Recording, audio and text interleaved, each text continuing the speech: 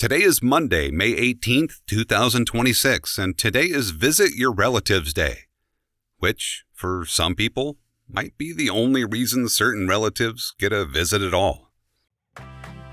Welcome to Wait That's Random, This Day in History. I'm your host, C.L. Burns, voice actor, audiobook narrator, and your guide through the odd and unexpected corners of history. Let's dive in. On May 18, 1980, Mount St. Helens erupted in Washington state. It didn't begin as a typical vertical eruption. Instead, a landslide triggered a lateral blast, moving sideways at high speed. The landscape changed almost immediately. Forests flattened, ash spread across multiple states, and the scale of the event became clear very quickly.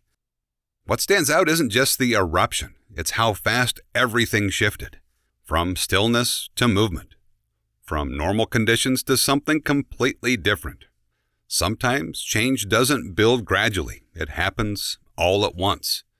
And sometimes survival comes from sustained effort rather than sudden change.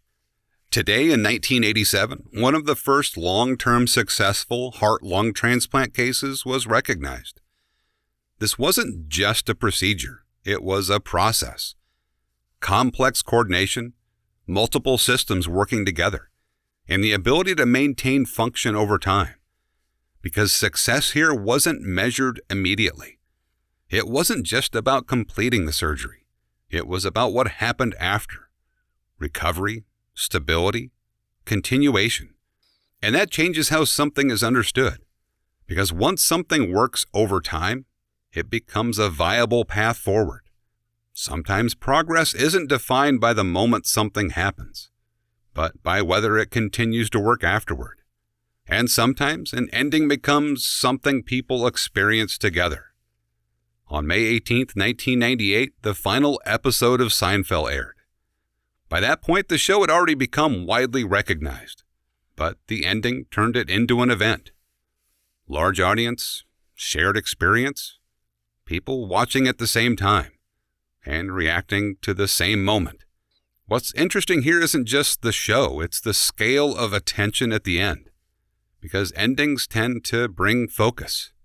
They create a point where people stop and take notice.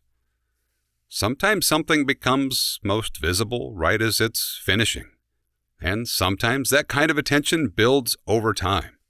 Rick Wakeman was born on May 18, 1949. He is best known as the keyboardist and composer, particularly for his work with the band Yes. His style stood out for its complexity. Layered arrangements, extended compositions, and the use of multiple keyboards to create a fuller sound. Beyond his work with Yes, he also released solo albums, often structured as concept pieces with connected themes.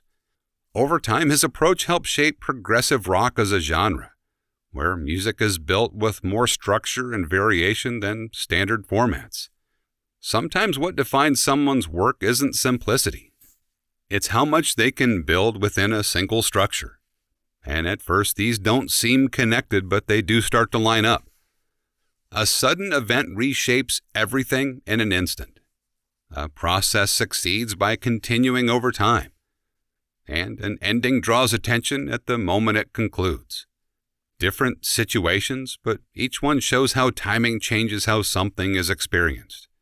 Anyway, that's what came together while working through May 18th. Stop by tomorrow and we'll see how things shake out. If you'd like to hear more of my work or explore the books and projects I've been a part of, you can find it all at waitthat'srandom.com. I'm C.L. Burns, and I appreciate you stopping by. I'll see you tomorrow.